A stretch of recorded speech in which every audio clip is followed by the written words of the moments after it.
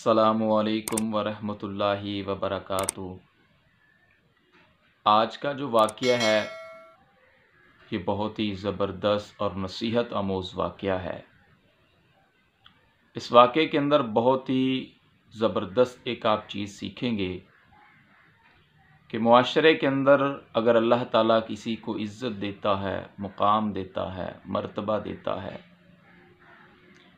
तो मुआशरे के अंदर ऐसे भी अफराद मौजूद होते हैं जो उनकी शोहरत को, उनकी इज़्ज़त को, उनके मकाम और मर्तबे को ख़त्म करने के लिए, अगर अल्लाह ताला ने दुनियावी नेमतों में से किसी नेमत से नवाजा है तो उसको छीनने के लिए वो किस कदर तगोदो करते हैं और किन हदूद को क्रॉस कर जाते हैं और किस तरह की वो साजिशें और चालें चलाते हैं, और फिर उन्हीं साजिशों के अंदर जो बज़ाहिर वो ये समझ रहे होते हैं कि हम कामयाब हो रहे हैं, बल आखिर उन्हीं साजिशों का वो लोग शिकार हो जाते हैं।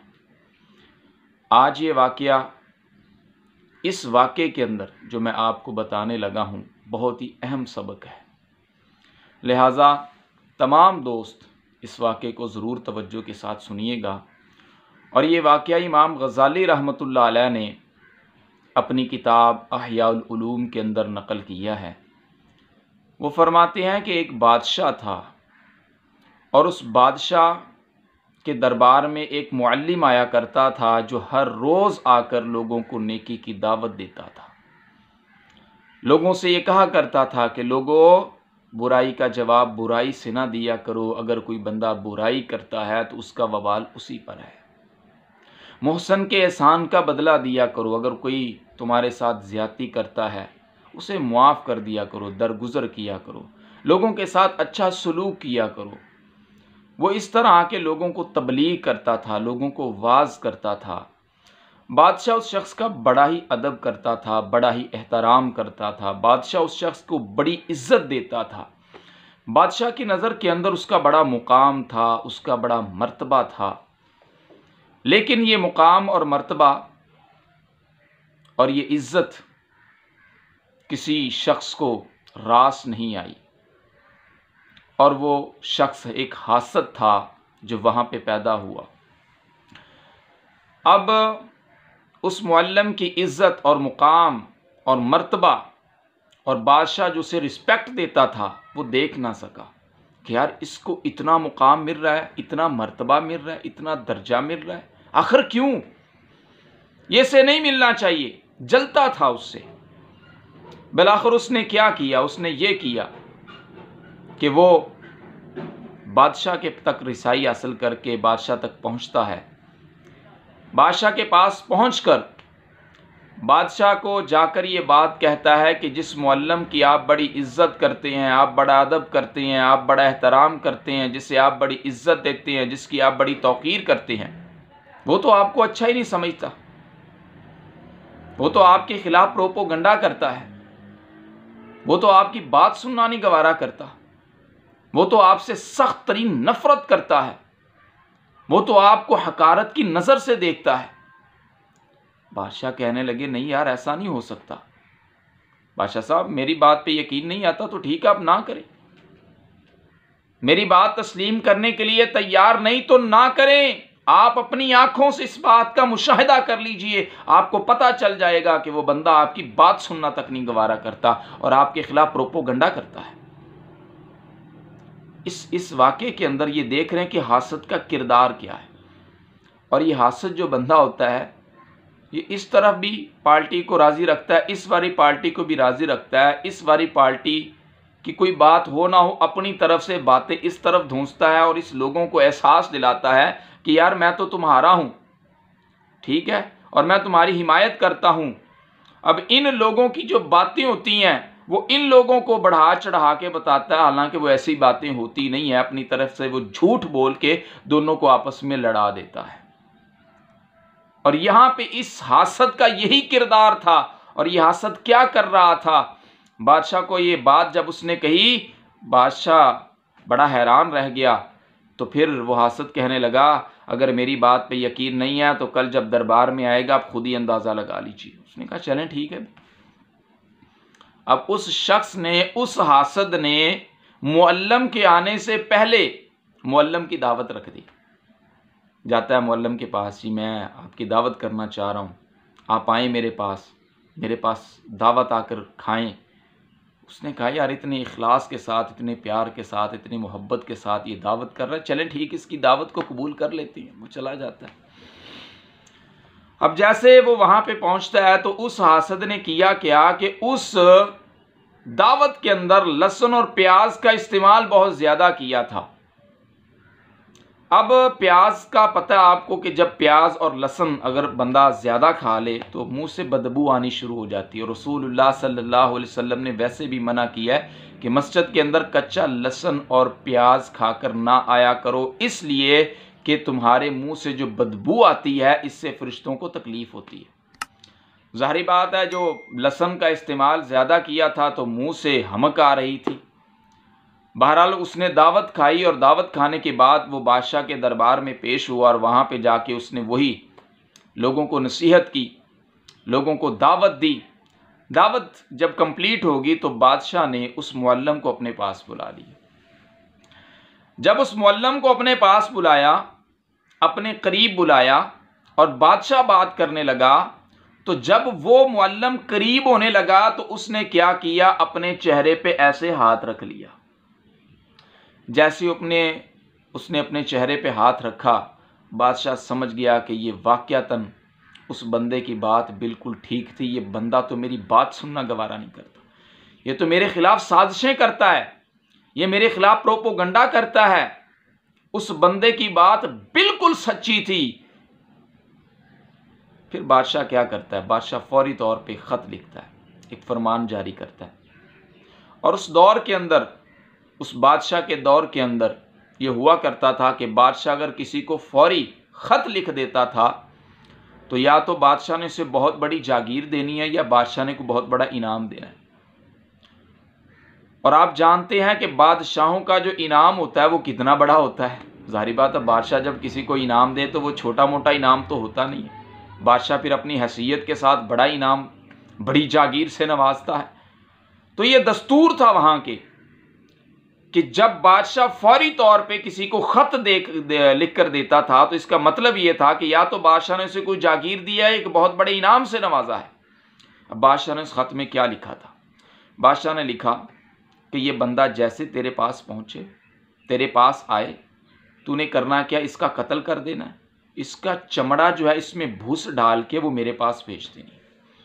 اب یہ خط میں لکھا ہے بادشاہ نے، اور خط اس معلم کو پکڑا دیا، یہ خط تو فلاں جو حاکم ہے اس کے پاس لے جا.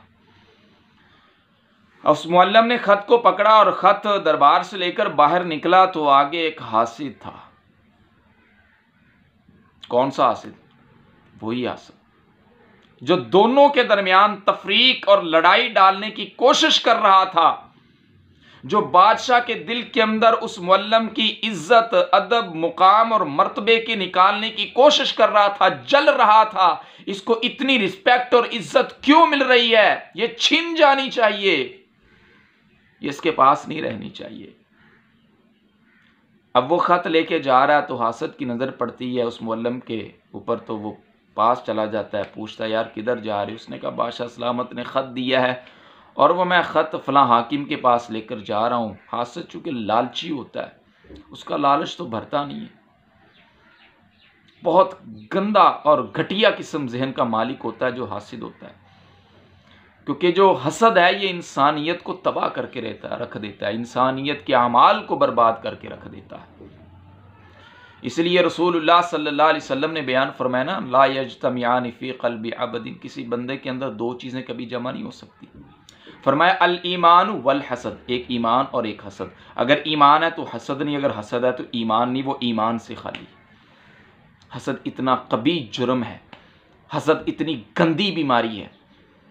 اور وہ جا کے پتہ کیا کہتا، اسے جا کر کہتا یار یہ جو خط ہے تو مجھے دے دے. وہ معلم بیچارہ لالچی نہیں ہوتا، اس نے کہا یار چل ٹھیک ہے یہ خط تو لے لے، تو چلا جا. وہ حاسد خط لیتا ہے، خط لے کے حاکم کے پاس پہنچ جاتا ہے. جیسے حاکم کے پاس پہنچتا ہے خط کو کھولا جاتا ہے. حاکم جیسے خط کو پڑھتا ہے اس کی چیخیں نکل جاتی ہے، کہنے لگا مجھے صرف ایک موقع دیں، یہ بادشاہ سلامت نے مجھے خط نہیں دیا، یہ میں بات ثابت کر کے دکھاؤں گا، یہ خط میرے لیے تھا ہی نہیں، یہ بادشاہ نے مجھے خط لکھ کر دیا ہی نہیں، یہ تو فلاں ایک معلم تھا جس کے لیے لکھا تھا۔ حاکم نے کہا کہ بادشاہ کا جو فرمان آ جایا کرتا ہے تب تک وہ خط یہاں سے واپس نہیں جاتا جب تک اس کی تکمیل نہیں کر دی جاتی، تو لہذا بادشاہ نے جو فرمان جاری کیا اس کی تو تکمیل ہوگی۔ لہذا اس حاکم نے کیا کیا، اس خط کے اوپر عمل کرتے اسے قتل کر دیا، اس کے چمڑے کے اندر بھس ڈال کے بادشاہ سلامت کو پہنچا دیا۔ بادشاہ کے پاس پہنچ گئی ہے تو دوسرے دن کیا ہوتا ہے، وہی معلم پھر دربار میں آ کے لوگوں کو واضح نصیحت کر رہا ہوتا ہے۔ بادشاہ اس معلم کو دیکھ کر بڑا حیران ہوا کہ وہ جو چمڑا ہے جس کے اندر بھس ڈالا ہوا ہے تو وہ کس کا ہے؟ بادشاہ بڑا حیران۔ بادشاہ نے اس کو اپنے پاس بلایا معلم کو، اور بادشاہ نے کہا کہ میں نے تجھے خط دیا تھا اور خط دے کر فلاں حاکم کے پاس بھیجا تھا اور تو یہاں پہ موجود ہے۔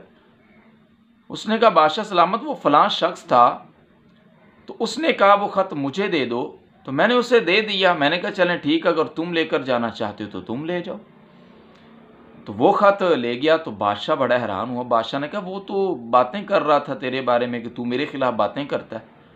اس نے کہا نہیں بادشاہ سلامت، میں آپ کے خلاف کیوں باتیں کروں گا؟ مجھے آپ کے خلاف پروپوگنڈا کر کے، آپ کے خلاف باتیں کر کے مجھے کیا ملے گا؟ اس نے کہا میں نے خود اس بات کا اندازہ لگایا کہ جب میں نے تجھے اپنے قریب بلایا تو نے تو اپنے منہ پہ ہاتھ رکھ لیا، میری بات سننا گوارا نہیں کی۔